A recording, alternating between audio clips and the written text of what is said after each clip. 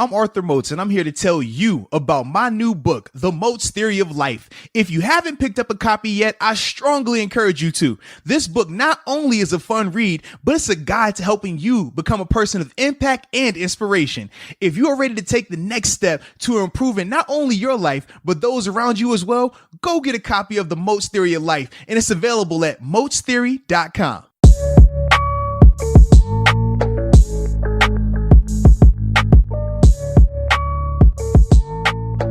What's up? It's the Arthur Moats Experience with Deke. I'm Arthur Moats, and that's my main man, Deke.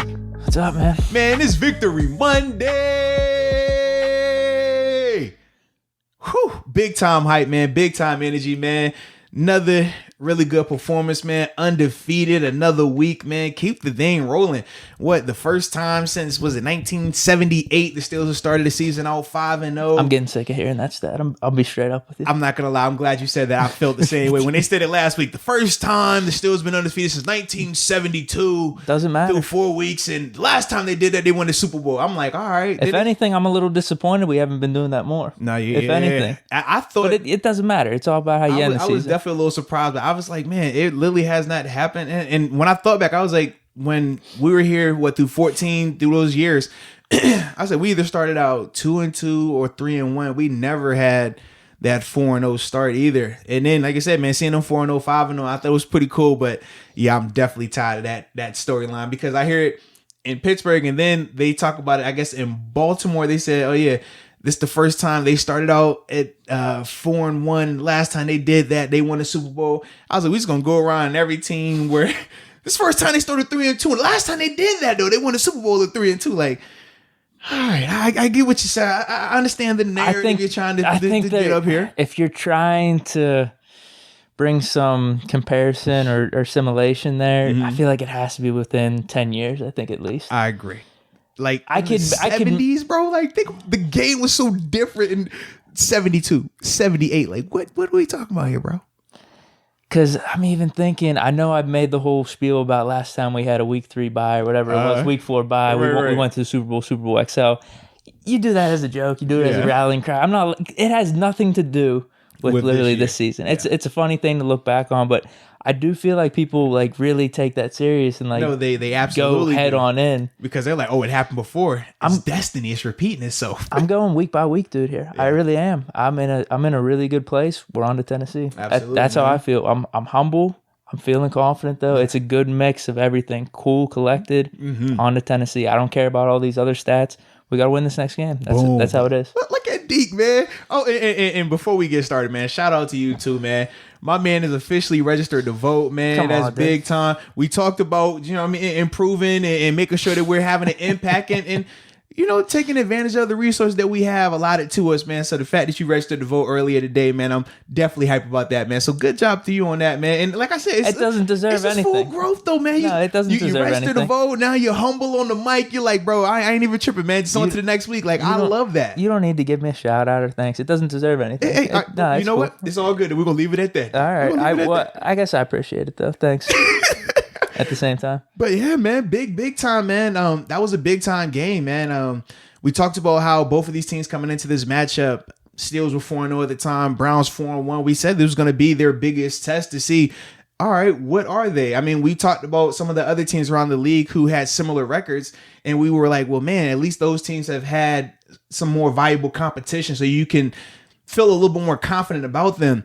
But this was one of those games where it showed like, oh no, this team is legit. For anybody that had questions about it, they're real, because let's be real about it. The Browns, and I know today is like the jokey joke. Everybody, oh, the Browns suck. No, trust me. The Browns' 2 losses came to who? The Ravens and the Steelers. And let's be real, those are 2 of the top teams in the AFC in terms of the hierarchy of it. So I'm not holding that against the Browns.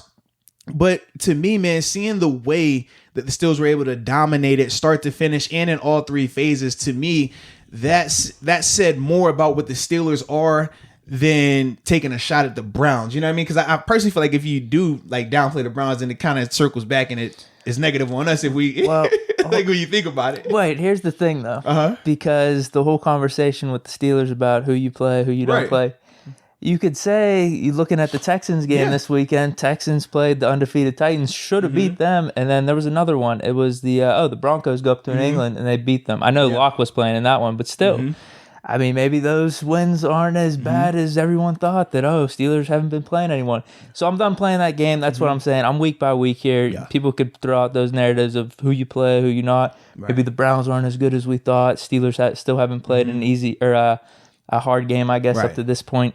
I don't want to hear it anymore. I'm week by week. Let's just keep it going. Well, and that's the beauty of the NFL. I mean, we even saw that just 2 weeks ago where we saw the Bills beat the Raiders handedly. The Raiders go and beat Kansas City handedly. And then the Bills get thrashed by the Titans. Like, it's just in the NFL, man, any given Sunday. It's so cliche, but it's so real. And that's why, like you talk about in terms of taking it week to week and focusing on just that opponent. Now you starting to sound like a player over here, man. That's how players talk, man. What's going on with you, Deke? You all right today? I don't know.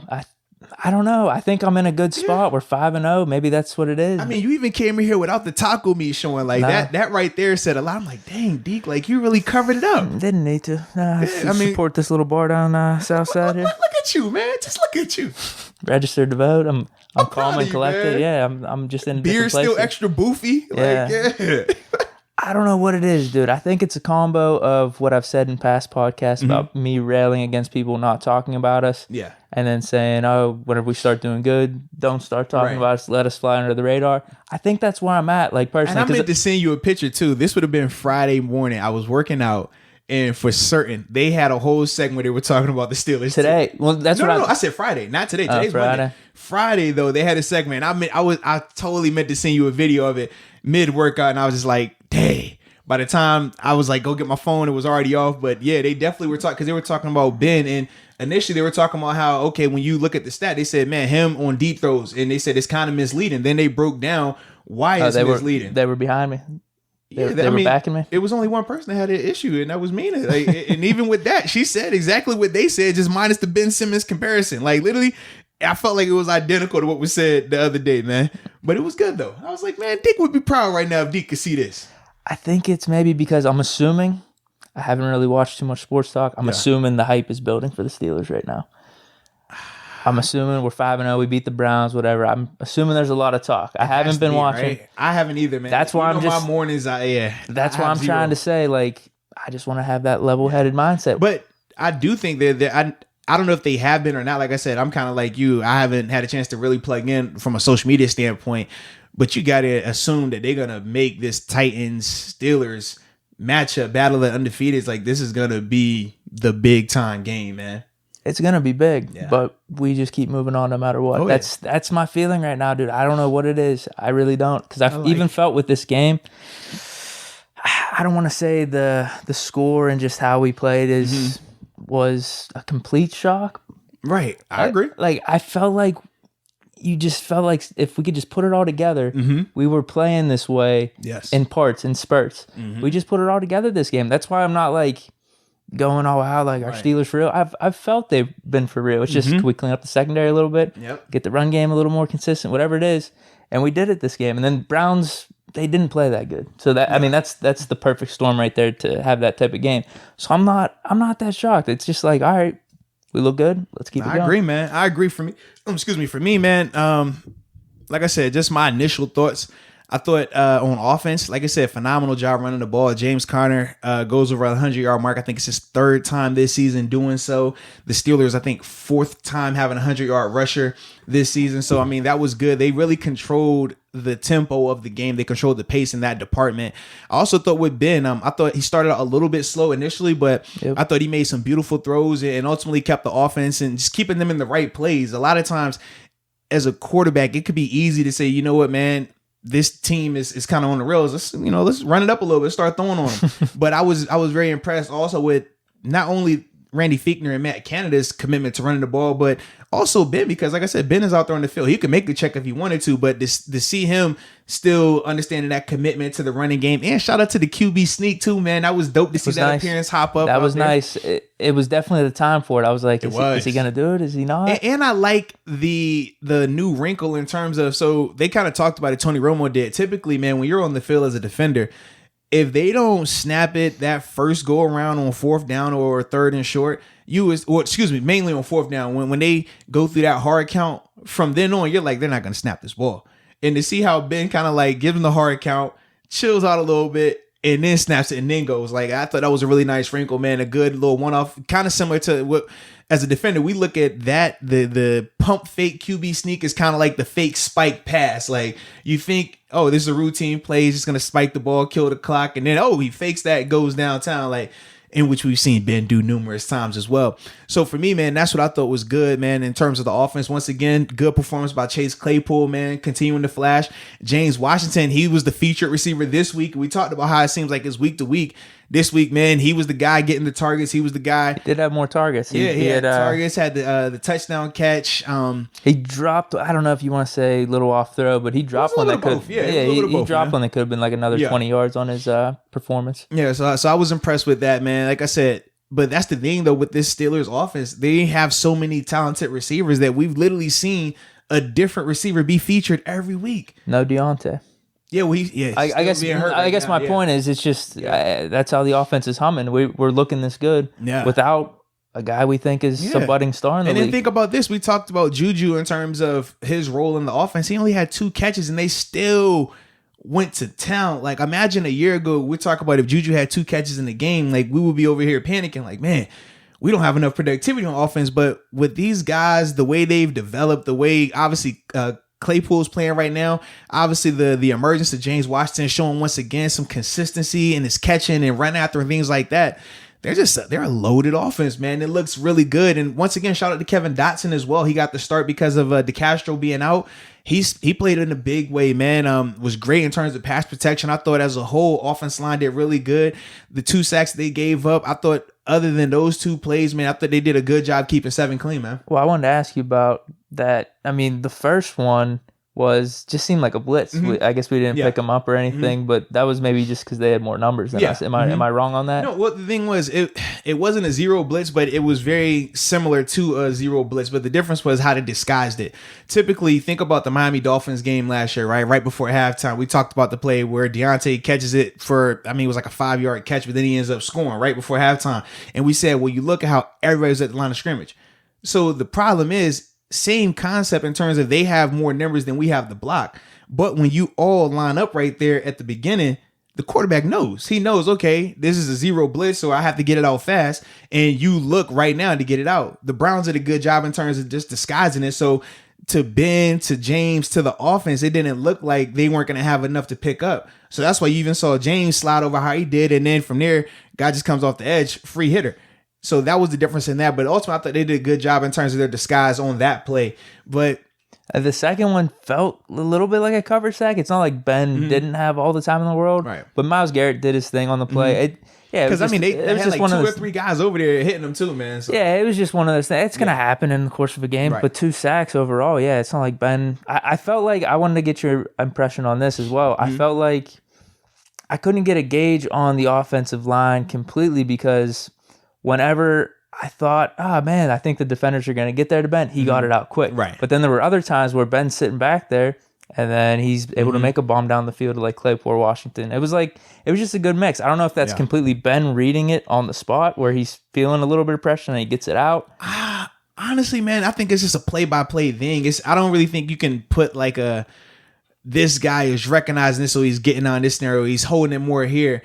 I'm sure if we went in deep dived in terms of, okay, how long is he holding it after 3 plays in a row of running plays, knowing that the defense might be a little tired. Okay, so now he's thinking to hold it a little longer versus earlier in the down, if it's first or second down, thinking, hey, I got to get it out faster, or max protect, or bringing a tight end to chip on the way out. Like I said, I haven't broke it down to that extent just yet, but I'm sure that might pop up on the tape. But I just thought, like, as a whole, man, they just did a good job. Clean pocket for the majority of the day. Yep. And then Seven did a good job finding his guys. And then the receivers, they did a good job of getting open. It goes hand in hand. I mean, you can't expect the quarterback to just make every throw and nobody's open. Like, you know what I mean? So to me, I thought that was impressive too. And that's why I said, like, from an offensive standpoint, it just was a good team job. I mean, overall team victory. Then when you look at the defense, man, I was impressed because number one, we talked about last week, man, how they were playing on third downs. They gave up 1 of 12. Excuse me. Last week they had allowed 10 completions or 10 third down completions in a row at one point. That was terrible. We talked about some of the things they were doing in terms of the off man-to-man coverage, in terms of not bumping, just playing and run coverage. But this week, they changed all that up, man. They were not exclusively playing man on third downs. They did a good job of, okay, we might play a little bit of man here, but then they're also going to sprinkle in some zone. And it confused Baker. That opening play where Baker throws the pick six, he initially thought it was cover two because initially that was the shell that they gave. You saw Minka on one side, Terrell on one side. Post snap, though, Minka goes back down to playing cover one. And once again, Edmonds, who they say he can't cover, he can't play in the middle of the field, was predominantly in the middle of the field, which allowed Edmonds to be down there in the hole like that. Pick six. Baker, he already had his mind made up because if it was cover two, that's the weak spot of the defense. You hit him right in the middle like that. Good job by, like I said, the coordinators, and good job by them being able to make that adjustment on the fly. Pick six. I just saw Edmonds making good plays yesterday. Yeah, but you know how it is, man. People been hating on Edmonds for how long now? I'm like, dude, he had the what do you call it, a PBU or whatever? Yeah. Absolutely, like, this wasn't his first game doing that. He's been doing that all season, but you know how it is. It's a narrative business, man. So if we say it doesn't feel the same until, all right, we got to see it on TV and Romo said it, or we got to see it on TV and this guy said, now we'll believe. Collinsworth said he's doing good. All right, he's doing good now.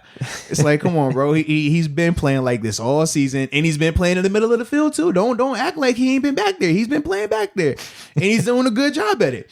But then, like I said, man, with the Steelers in terms of their possession downs on defense, they didn't just play predominantly man. So they gave him that look there. But then the Mike Hilton interception was a cover three concept. I think it's Sutton. No, excuse me. Yeah, Mike Sutton. Yeah, I mean, Cam Sutton. I'm tripping. Yeah. Cam Sutton was a cover three concept. So you just see the different guys in terms of what they were doing. And ultimately, it made Baker have to hold the ball more. And also, obviously, with Baker being a shorter quarterback, there were some times where somebody was coming open, but he just couldn't see either. And then from there, the rush was going absolutely crazy. I thought Bud and Tuitt in particular, man. I thought Bud and Tuitt in particular did a phenomenal job of not just winning their matchup, but they were dominating their matchups at time. And they just never really gave Baker that chance to feel comfortable and get a groove going. I thought that was the biggest difference on defense, man. I said pressure and the turnovers that they were able to create. I thought that was a big, big thing for the defense. Now, obviously, you had some terrible news on the defense, man, losing Devin Bush, man. That definitely sucked. Reports are saying that it's an ACL, so he's out for the year. Yeah. But, man, I just wanted to shout out Robert Spillane, though, man, a guy who, let's be real about it, man, when training camp started, a lot of people probably didn't even have him even making a roster, but to see him being able to come in there and play quality minutes and make big time impact plays. We saw the big tackle he had on the tight end on the screen. My favorite play from him, in the middle of the field. Yeah, my favorite play from him. Obviously, this was the only first down the Browns had, was him meeting up with Kareem Hunt on the outside. I loved it, though, because number one, it showed great recognition from a pass game standpoint, a route concept standpoint. And once he made the initial contact, it didn't allow his feet to die. Even though, like I said, Kareem ended up getting that half a yard to get the first down, I thought it was a great play overall for Robert, man. And it was good to see a young guy come in, because you never know with younger guys, right? You don't know their preparation. You don't know if the moment's going to be too big for them at the time. He came in, it was the second quarter. It wasn't like we felt that the game was in control, but it wasn't like the game was over in the second quarter. So to see him being able to come in there and produce and play, like I said, encourage and in the run game, I thought he did a really, really good job. Yeah, I got a couple questions about him going forward, I guess, with you, because one side of it's like, oh, wow, it didn't feel like we missed a beat with him out there. He looked really good. I thought he looked decisive. I thought he looked pretty quick out there. Obviously, the big hits that he had. But then in the back in your mind, you're thinking, this is too good to be true. You know what I mean? You don't have a dude that just fills in for the talent that Devin Bush is, and we don't miss something. There isn't something in this guy's game where you're like, oh man, I don't know, could we be lacking in this aspect? So I don't know, how do you feel about him going forward? They're saying he's going to be the green helmet guy. He's going to be the starting middle linebacker now. Well, this is the thing, man. Honestly, you can go two ways with this, and there is no right or wrong way. It's more so personal preference. So the first thing we're talking about in terms of them rolling with Spillane, okay? Is he going to have some inefficiencies? Absolutely. There's a reason why you had Devin Bush starting, but there's also a reason why Vince Williams was starting. So you have to think, okay, if this guy wasn't better at both the run game and pass game than Vince Williams, then okay, he does have some issues. What are they? And then from there, you kind of go with it. But there's a reason why Devin Bush was drafted where he was drafted. There's a reason why Devin Bush is who he is. It's very similar to Ryan Shazier in terms of why Ryan was who he was. And then when he went down, the impact it felt. They're going to feel not having Devin Bush out there, regardless of if they stay with Spillane, if they use a combination, because I've seen reports where they're going to use a combination, Spillane on your traditional rundowns, but then Marcus Allen, who've been working exclusively at inside linebacker since training camp, getting in there for some of the sub package ball and passing situations and stuff like that. But then they still like Ulysses Gilbert as well in terms of what he could bring from an athletic ability standpoint. Honestly, Gilbert probably is the closest thing to Devin in terms of athletic ability, in terms of being able to run and cover and things like that. But obviously Gilbert right now doesn't give you what you get in the run game with him either. Whereas Spillane, from a run game standpoint, he's going to be able to give you that. But from a cover standpoint, he will be limited to certain things. Because when you're talking about, I mean, just Devin Bush, we talked about how even though he was playing well, he still struggled against a guy like Noah Fant. You don't want Spillane or Vince having to guard those type of guys, or Mark Andrews coming up in the next 2 weeks. Like, so that's the thought process. So yes, you can get away with it, but it's gonna be tough. But the beauty is he's been in the system. He already understands it. So you don't have to go through the period of him getting up to speed.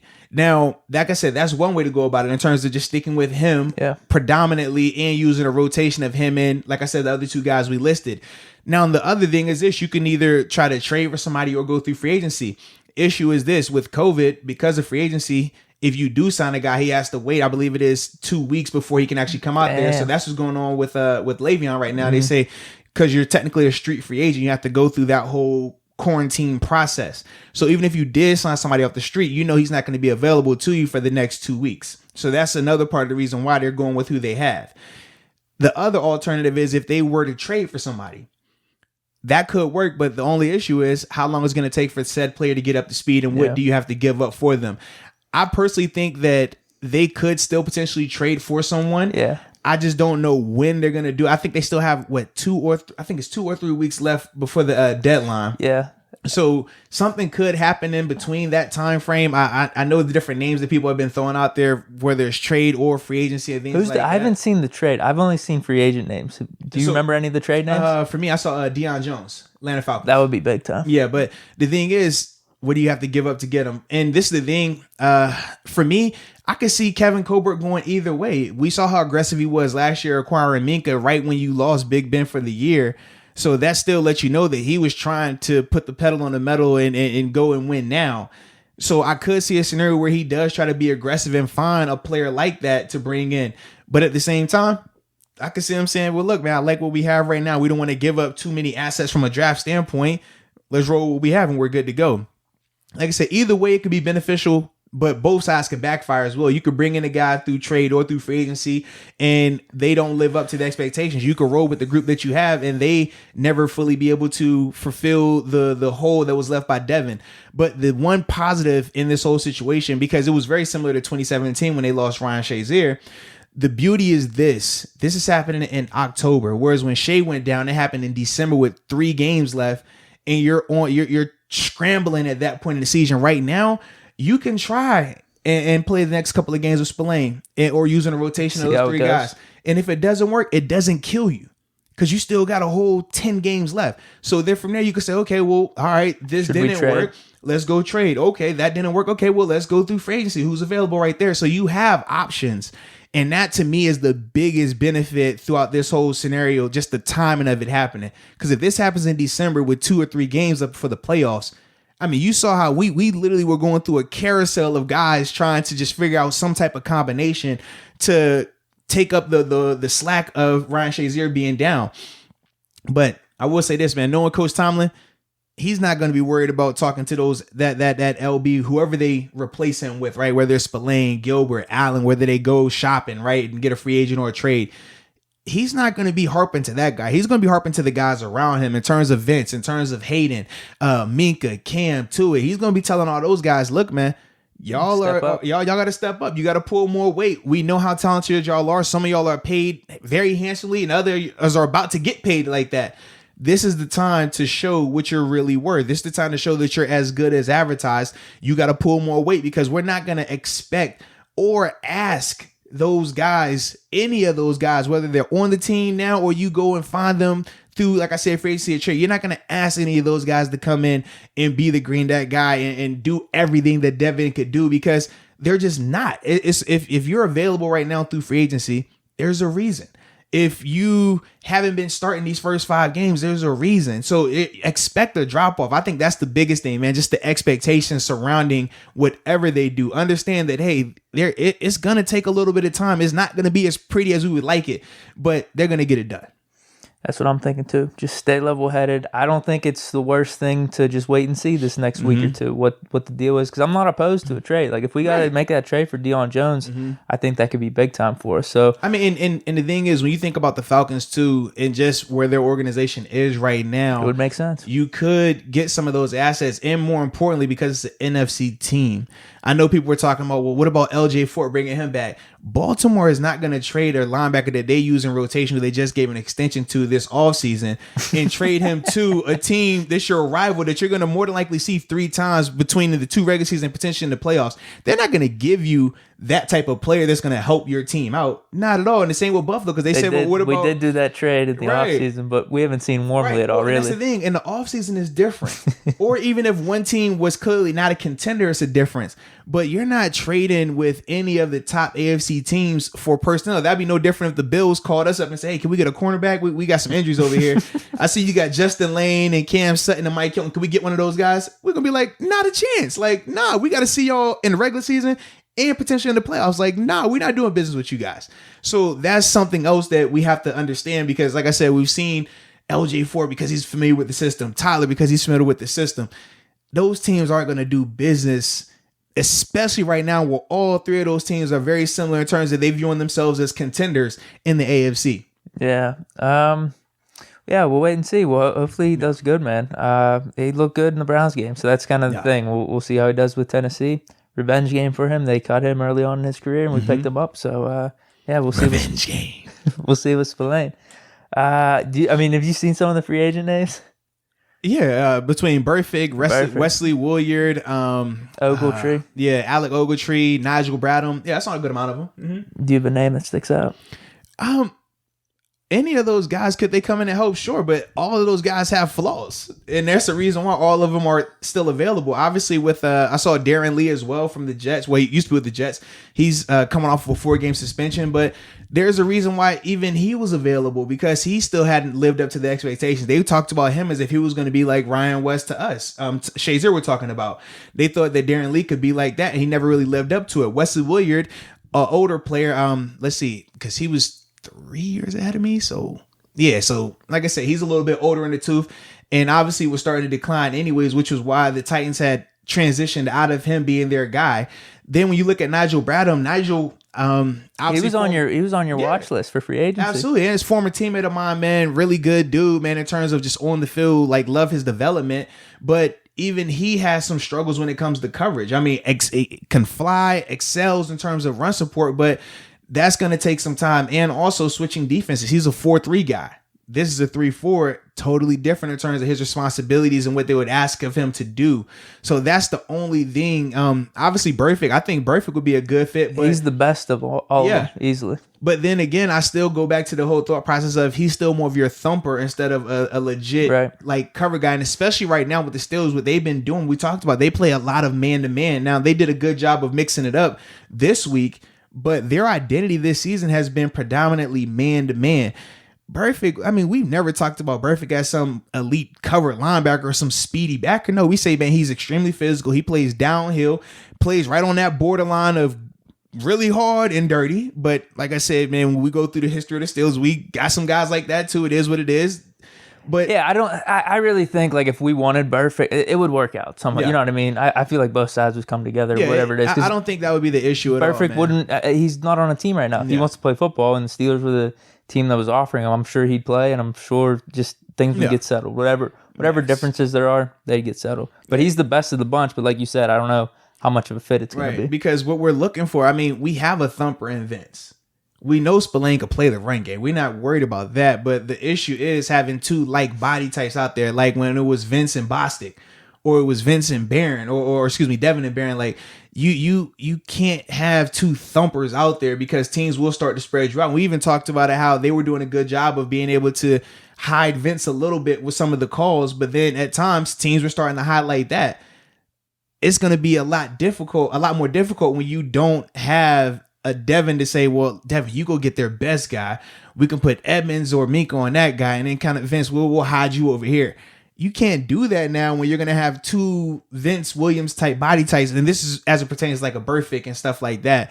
So that's my only thing in terms of some of these guys have dope names and they have been productive. But in terms of what they do, is it really going to be that good of a fit? So that's my only concern with that. Deion Jones definitely makes the most sense, though. Yeah, I feel like Deion Jones makes the most sense as well. If we could get that trade, definitely. Right, it just depends on what they would have to give up for that. And then, like I said, Darren Lee, I think he could be a good fit as well. But like I said, he's coming off a suspension, so he didn't even get the luxury of being in a camp anywhere. So, okay, what's your conditioning like? How long is it going to take you to get up to game speed? How long is it going to take you to learn this playbook? How do you adjust to playing in the Steelers 3-4 versus what you were doing in when he was with the Jets? I think he had Bowles under there initially before Bowles left. So that was totally different in terms of that style of defense versus what we run here in Pittsburgh. So that's the only thing, is not as cut and dry. And I know people, well, what about Minka? Minka was able to come in and right on the fly.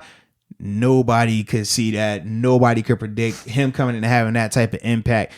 Like it just is what it is. Like that's tough. Wait and see. This is Deke's optimal scenario. We wait and see. Mm-hmm. Hopefully everything works out. All right, we can roll with Spillane, maybe a combo of backs. Doesn't work out, we trade for Jones. I don't know what it's going to take. Is it a second-round pick, third-round pick? I don't know, but I think that's my play. That's probably what I want. Young linebackers that can run and hit like him, man. Yeah. And then all of a sudden, I don't know what his contract situation is or anything, but then what if all of a sudden we have him for an extra 2 or 3 years, combine him with Devin Bush? Absolutely. Wow. That would be huge. But the biggest thing is, what do you have to give up to acquire him? We saw what we had to give up to acquire Minka.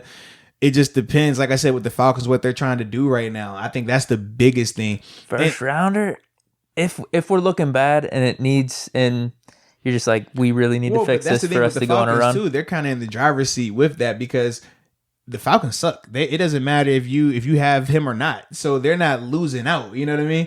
And for them, they're saying, well, hey, if he leaves in free agency and signs somewhere big, he's going to get a comp pick anyways. So you kind of got to understand that even though he might only be worth this, you still might have to give up a little bit more because the timing of everything as well. Okay. So, I mean, it's little factors like that in there. But ultimately, man, the Steelers, they're going to be fine, man. When you talk about a team like Pittsburgh, especially on defense, them being as loaded as they are probably the most equipped to handle a loss on defense. Now, we did say last year with Tuitt. Right. Now, we did say going into this season that the one position that you really couldn't afford an injury was inside linebacker. That's more impactful. That was probably the thinnest group, and it's the quarterback of the defense. But overall, like I said, man, I think they're still going to be fine. Knowing Coach Tomlin, Keith Butler, they're going to find ways to mask the inefficiencies early on until everybody gets up to speed and until they find their new identity in terms of replacing Devin Bush in that regard. Who knows? Spillane could be a hidden gem or something. We'll see. Because I love his play. Even Tomlin said he stepped up to the occasion. He answered the bell. And I will say this too. Just by watching them, I mean, he's been playing on defense. The opening game against the Giants. He had some time in there as well. So it's not as if he wasn't trusted prior to this game. Like he's had opportunities. I'm surprised it was him. Was Allen not dressed? I'm not sure. I don't know if Gilbert was dressed either. I know Gilbert hasn't been dressed, but the thing with Allen, like I said, for him, he's more coverage right now. So unless you were going to put him in exclusively for coverage, that's hard to do in game. If you're talking about right now, preparing throughout the week, you can get creative and say, okay, this is your package. You're going to come in anytime we call dime defenses, you're out there. Yeah. But if we go nickel, you're not out there. That's easy to do. During the week, we can practice. I can make sure the guys out there know you're supposed to be out there with them. The communication is where it needs to be. You know who you're talking to. A run gap standpoint, because at safety, that's another thing with Minka, right? Minka didn't have to worry about the run gaps. He had to worry about what? Let me know if it's cover 1, cover 2, cover 3, 4, 5, 6. Are y'all playing it as a matchup or are y'all playing it as like a traditional zone? After that, it's more so just, all right, these are the little nuances of the call, but you can get away with it. In that box, though, as a box linebacker, you not only got to know all that coverage stuff, but you also got to know all these run gaps. We talked about how we saw, okay, if you're out of the gap for one, if one guy is out of his gap, that's the difference between a no-yard gain and a 10, 15-yard gain. That's the difference when you talk about playing a guy like Marcus Allen, who hasn't had a lot of experience at inside linebacker. You put those guys in there, you're going to have to deal with that as well, man. So that's the only reason why I wasn't surprised them not going to Marcus. Like I said, and I don't even know if he was dressed in the game or not, but that was one of the things why I wasn't really surprised. But now that you have a full week to practice and get this plan going, man, I do anticipate him getting some time out there. Okay. You got anything in terms of like topics or things to hit on? You got anything that you have pressing on your notes here? Man, I think for me, just the biggest thing was, like I said, just seeing all those guys work together. Number one, next man up. Spillane, Kevin Dotson, I thought they did a phenomenal job in terms Dotson's been good, man. Absolutely, in terms of both of those guys stepping up. Dotson having to start, Spillane coming in the second quarter. I thought both of those guys did a great job. Like I said, great job by Keith Butler and Mike Tomlin in terms of them just making adjustments, not being bullheaded and saying, well, we run man-to-man, we're going to keep running man-to-man and it's going to work. Like, no, things don't just magically change. You have to implement it. You have to go out here and find the answers and find the ways to make it work, and they did that. So that was very impressive as well. And I thought the special teams did a good job too, man. Ray McLeod, once again, right on the cusp. We saw it again. I'm like, dude, one of these weeks is going to happen, bro. I want to say this too. I think we should just make him the permanent punt returner. I agree. I think Deontay maybe has a little more juice of returnability, but I like Ray McLeod's ball security. I feel like every time he's catching it, it's not going to be a fumble. Yeah, it's a difference. I still feel like he has that juice. Deontay may have a little bit more, but I think he should be the permanent guy. Yeah. So this is my thing. No knock to Deontay. It's just I think McLeod's been doing awesome. But even last year, we talked about it. We said even last year, the reason why they kept using Ryan Switzer before he went down was because of the ball security. That's a bad feeling when you get a stop on third down, you punt the ball and you don't retain possession because you either bobble the catch or you fumble during the return. Like, that's an issue. And that was part of the reason why Deontay wasn't out there. And then even early on this season, we saw a little bit of the ball security issues pop up again with Ray. Straight line, I do feel like is a faster player. I do think Deontay has more wiggle in terms of make you miss ability. And just that like you call it the it factor, right? I don't know. In terms of just being able to make guys miss, can make a play happen, like start on one side of the field, reverse field. Like Ray isn't going to reverse field. Deontay legitimately did have one return to the house here. It was called back, but. Right. Like Deontay gives you that element of it. Now for me, ball security is big, but the other reason why I would like to see Ray be out there predominantly is because we're starting to see, I don't want to say that Deontay can't stay healthy, but when you start to see a guy have a couple of nicks and knacks and things that are keeping him out or keeping him from being 100%, special teams, he isn't how AB was in terms of you never saw AB take a big hit on special teams. Deontay, he's taking some shots. We saw him, especially in that Philly game, take a couple of shots. For me, if I could lighten his load by putting Ray out there, I don't mind Ray taking them shots. And we still haven't seen Ray get hit like that. But I would feel a lot better if Ray was the one taking those hits so that way Deontay can continue to play more offense. I mean, that's the reason why your premier offensive guys play on offense, right? You don't have to have them returning punts. Yeah, they would only bring AB out in certain scenarios. Right, because, it's like, we need to return to the house here. And we would know as a special teamer at the time, it was like, okay, Eli Rogers is going to be the guy throughout the game, but when it was crunch time, whether we needed a big return in the fourth quarter or if they were punting and we were going to be catching that ball backed up somewhere, we said, okay, AB's going back there because we know he's going to catch it and we know what he brings after that. But you don't want your main offensive receivers being out there taking all those extra shots. So that's why for me, I'm like, hey, Ray, man, keep doing good. You got a good thing going here, baby. Just you know what I mean? You almost have housed a couple of these things. Like, that's the beauty of it. It's not like we're talking about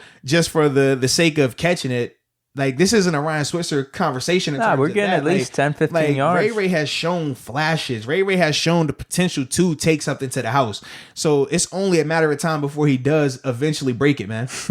We were hoping last game. When he had that one on the side, I was like, oh, whoa, it's happening. I was like, oh, it is what it is, though. We can't have it all. We did get another 30-plus point we did get another 30-plus point scoring performance. I thought that was really good. Got a Mason Rudolph sighting as well, man. That was dope. I was like, yeah, that's for you, Miles. There we go. It's good though, man. It's fine to see him in those scenarios when we're smacking the team and we bring Mason in to clean up the work for us. It was beautiful, that's good. Man. Outside of that, we want to see 7 back there. But in that scenario, yeah, you're right. I guess it's full circle, right? Right. I was like, out of all the games, like, it's perfect right here.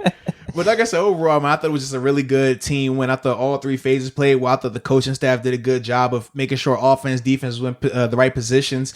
I thought that all the units worked in concert. When we saw the offense have a long drive, we saw the defense get a 3 and out, put the defense back out there. We saw when the Steelers were able to, on defense, create a turnover or get a fourth down stop. We saw the offense punch it in, be able to put points on the board. Like I said, we saw the special teams unit, number 1, almost break one, but number 2, not have any of these penalties where there's holding or blocks in the backs.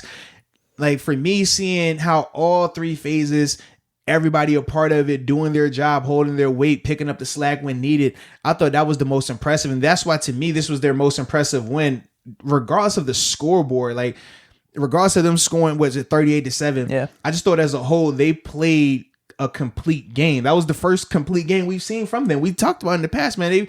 All right, this quarter looked good. That quarter looked bad. These last 2 quarters look real good. Or, all right, this half, not so good, but that half was really good.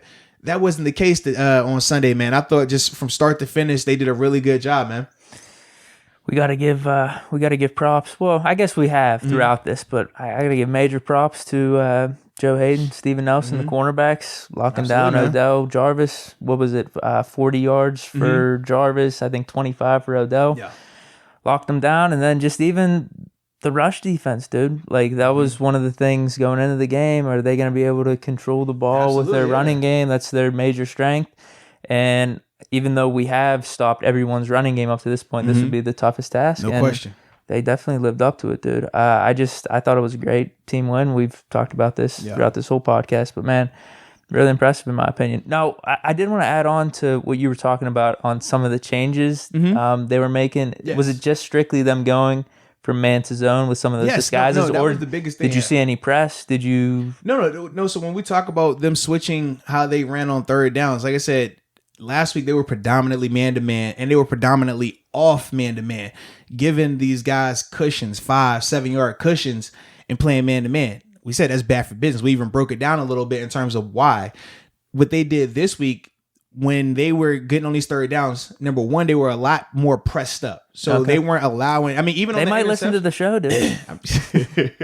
Even at the beginning, though, on the Minkah Fitzpatrick interception, you saw who Mike Hilton getting hands on his guy. Cam Sutton, I want to say he was on the backside getting hands on his guy. All those guys were getting hands on these receivers within 5 yards. And what it does, when you have the rushing how it is, it allows them time to get there in terms of the rush. But number 2, it disrupts the timing of the offense. When you talk about offense, man, offenses, they want everything in order. All right, if it's a 3-step drop, the routes are 3-step drop coordinated. If it's a 5-step drop, the routes are 5-step drop coordinated. When you're able to throw that timing off, now you make the quarterback have to go through and look at multiple progressions. Instead of them being able to go 1, 2, 3, now they might have to go 2, 3 or 3, 2, 1 because of, man, that guy got jammed up at the line. And that just makes them have to think a lot more. And depending on the quarterback, they might not be able to process it that fast, nor have the time to go through all those progressions. So that's why I thought it was important that they got hands on them, which they did. And then when they decided to play off, they didn't just play off man. They played off and they were like, okay, we're going to go cover 4 here. All right, we'll go off and we'll mix in some cover 3 here. We'll go off and we'll play cover 2 here. Joe Hayden had a beautiful, this would have been fourth, it was either third or fourth quarter. He had a big PBU on near sideline to where the Steelers were. It was a cover 2 concept, but he was playing off.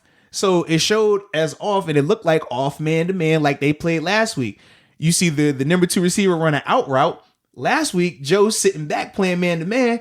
You're going to be late on that. But this week, because it was cover 2 and he was trapping, he's breaking before the guy even comes out the route, and that's what gets him in position to make the play on the ball. It was things like that they were able to do this week that impacted the game from a coverage standpoint, and why they were able to be so much more productive compared to last week. That just sitting back and just hoping that your guy's a better athlete and hoping that your guy can cover him is going to guess right, that wasn't going to work against these receivers. And once again, like I said, man, tip your cap to Tomlin, tip your cap to Butler. they saw it as well. They said, man, no, we can't operate like this. Let's do this. And that's why I thought as a whole, the defensive performance looked how it did.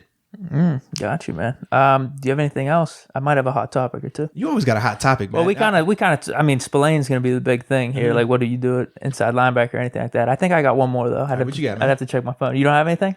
Well, I mean, I just want to hear what you got, and it might coincide, it might not. So, yeah. All right. Hold on, let me look this up here. Actually, I think I could do it off the top. Okay. Now, did you see anything? I was listening to the broadcast whenever I was rewatching, and luckily this snuck in the condensed version because you know how they just take snippets of plays. Yeah. And I heard Romo saying this was on. What, Steelers gonna go undefeated? No. This was a specific play. Okay. It was our rushing touchdown. I believe it was Connors. Okay. I believe it was Connors because we had Snell run one in and we had Claypool run one in. I believe this was Connors. He said that this touchdown was successful because of Claypool's impact on the outside. Like things opened up for Connor because of Claypool. Did you see anything like that throughout the game where maybe they were shying off the run a little bit more focused attention to Claypool, which opened things up for the running game? I don't know. I personally, that got me excited. I know, but I personally can't say. I mean, put it like this: is he going to start getting more attention? Absolutely. But I necessarily couldn't say that was the reason. I just thought as a whole, the offense was just being able to move the ball. But more importantly, they were able to control the line of scrimmage from an offensive standpoint.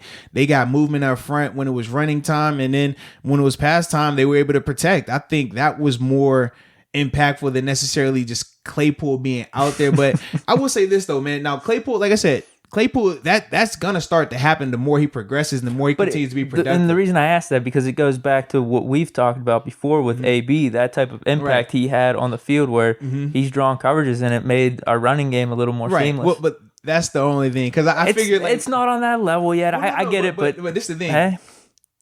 And behind the curtain a little bit. All right, so because I've done the color commentary stuff, obviously, like for my college and stuff like that. You get all of these type of notes and all these type of comparisons. And honestly, I promise you, like we talk about like, all right, there's certain things that they want you to like, you throw that out there. All right. So that's what you always hear them. They always have a stat ready, right? Or Did he get me with it? So for example, right, when Romo did this in the game too, he was going on this big rant about Wills, the tackle. He was like, yeah, man, this guy's the fastest kick start. Look at just how he works. Look at when he goes to kick, man. I'm telling you, he's the first guy off the line every time when he kicks. Look right here, it happens. And it's like, no, he actually didn't right here. He was doing something. He was jump setting the guy, but for the purpose of it. And then literally the play happens. And then the guy who was commentating, when he was like, yeah, man, I've never seen a guy kick like that before. I was like, yeah, that's we're in the production means we got to talk about the young tackles kick. All right, let's talk about it. The play had nothing to do with it. He didn't even do it, but we're going to hype it up anyways. That's the only thing with that. So is there some truth in Claypool being out there? Yes, you can make the same case for Eric Ebron, though, like when they're spacing him out at times, or James Washington because of what he's been able to do. And even Juju, when Juju's lined in the slot, alerts go off. If you're a defender, you see Juju in the slot, you're like, oh, hey, watch him. He's in the action right here just because of how the Steelers have used him. So that's that. But at the end of the day, for the guys that are in the box, you're not worried about what receiver is outside. I mean, when you talk about running the ball and run defense, especially when it's condensed field, because it was the 5-yard run. Yeah. When we're talking about the condensed field like that, it's the front 7 guys, and they have zero to do with where those receivers are in terms of Claypool and the guys who are lined up out wide. And I'm talking about like your inside linebackers and your 4D linemen. So that's the only thing with that. But a part of the commentary, man, you got to throw that type of stuff out there, man. Dude, like I said, it's not bad. Whenever Claypool's getting the ball, he's making good things happen, dude. Yeah. He's back-to-back games here. Look good, man. You look real good, games, man. Because I got excited about that. I was like, all right, this fits in right to what I was talking about. You know what I mean? So I had to bring it up. Mm-hmm. But stacked on 2 good performances, it just seems like you get the ball in his hands, good things happen. Hey, dude, even the, oh, man, what was it? It was the one they got off sides, and we chucked it up. Yeah. Like he almost came down with that. Mm-hmm. Like, I mean, that's just what we're looking for, man. Yeah. But that's why kind of like we talked about last week when I was like, I really don't feel like they have a number 1 just yet. Even with Claypool, 4 targets, 4 catches, 74 yards.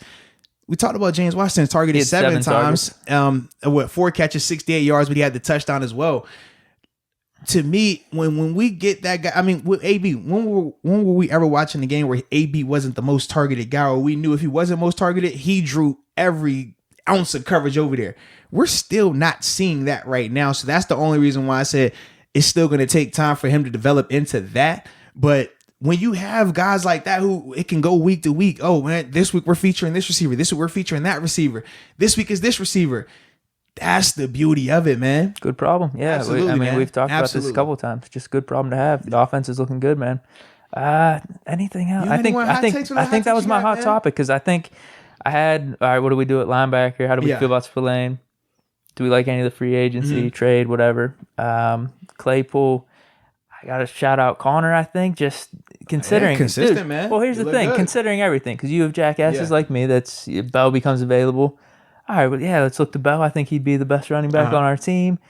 Just throughout all of it. I mean, even coming into the season, the question marks about Connor and talking about bringing Fournette in. Or even drafting a running back. Yeah, dude, he's been completely consistent, and he's a top 10 running back right now in terms of rushing yards. He's got good yards per carry.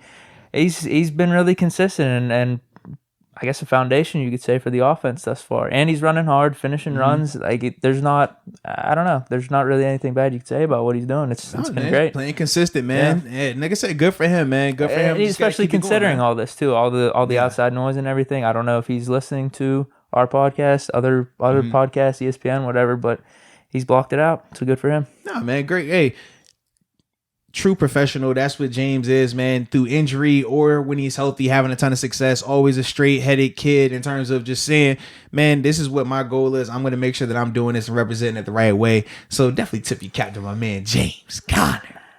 Dude, I might be out of hot topics. Yeah, because I know the rest of mine pertain. Actually, shout out to Snell, too. I think he's looked good in the limited time he got yesterday. I thought he looked well. I thought outside of the one miscommunication, I thought McFarland looked right. Did you see as soon as the play happened, though, bitch, with the hands up like, yo, what's going on? And then you see McFarland head down, jogging off the field. I said, oh, no, not the young boy.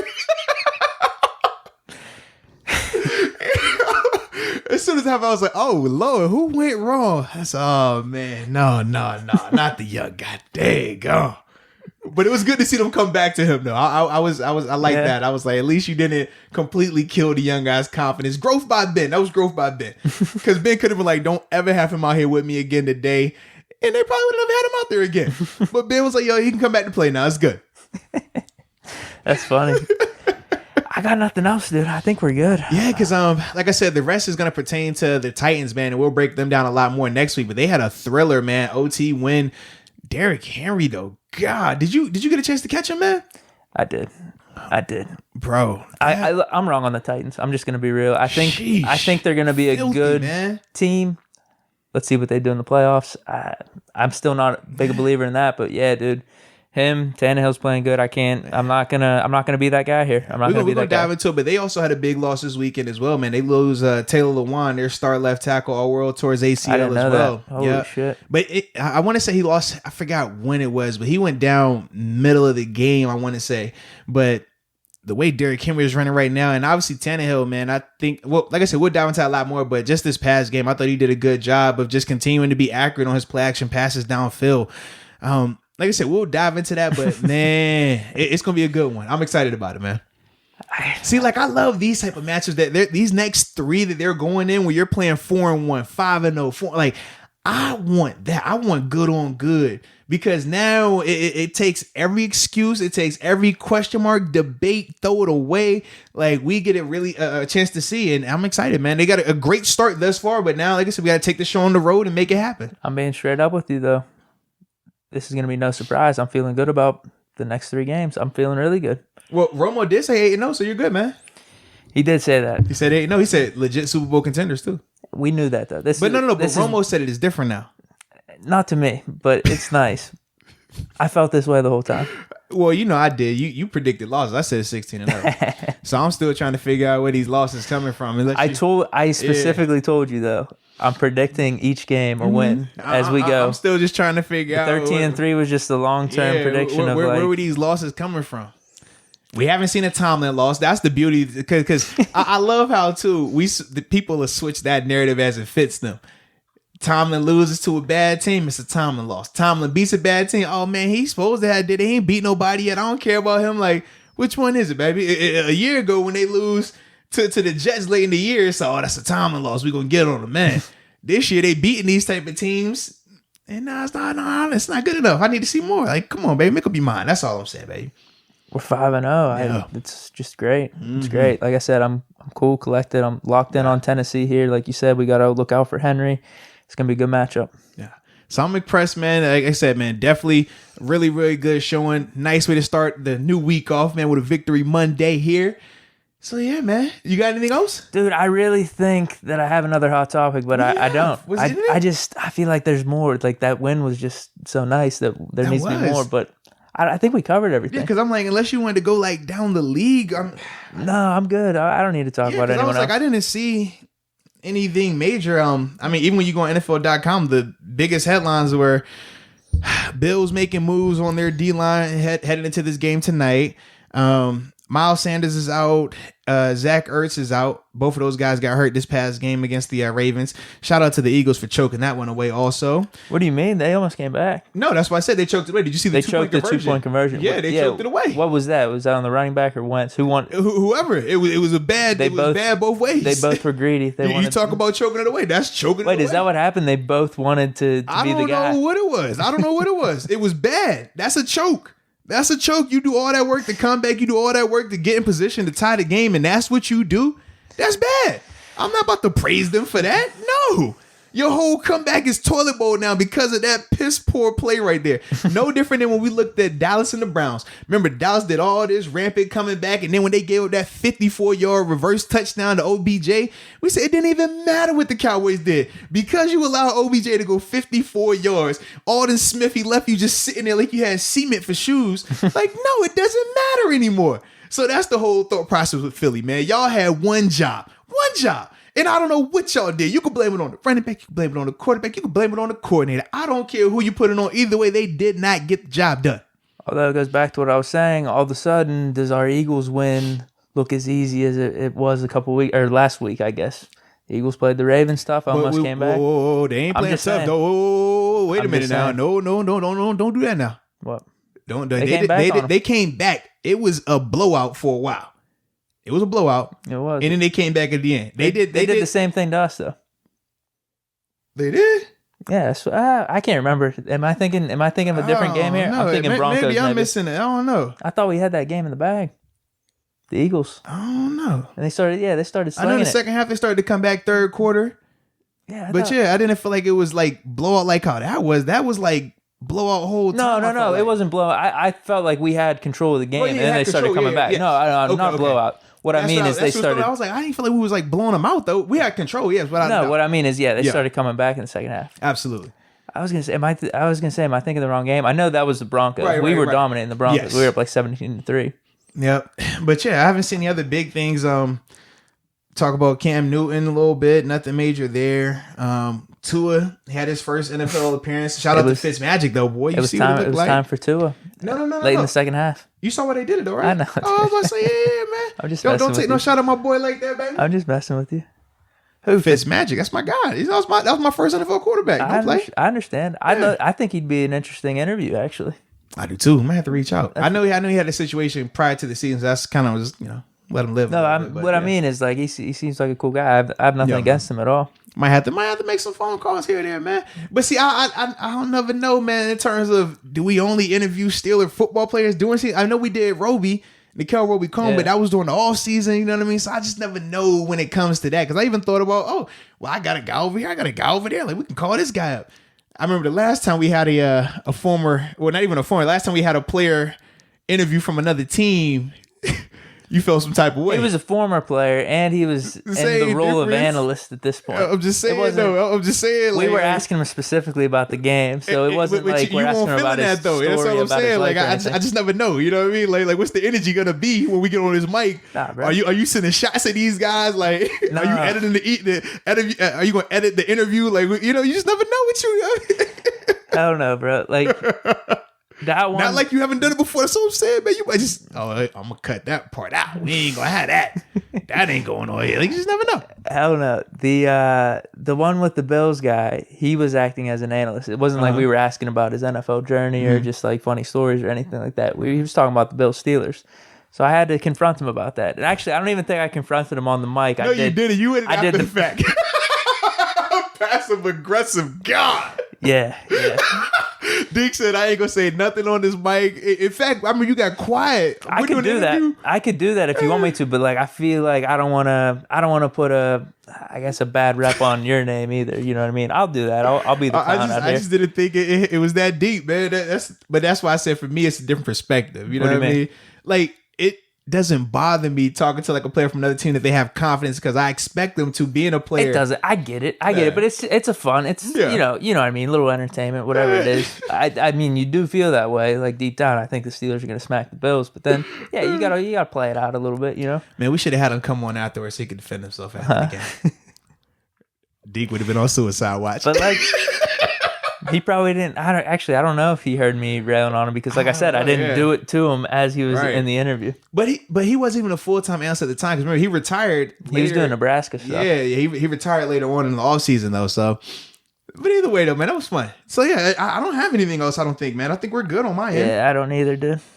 So yeah, I'm good. Yeah, good win. It was sweet then, man. Like I said. Awesome win, 5-0. On to the next week, man. But enjoy Victory Monday, man. Don't lose sight of that, man. Every Victory Monday is precious. When you start losing sight of it, you start losing the Victory Mondays, and then you regret it a little bit. So enjoy it. Till next time. Peace.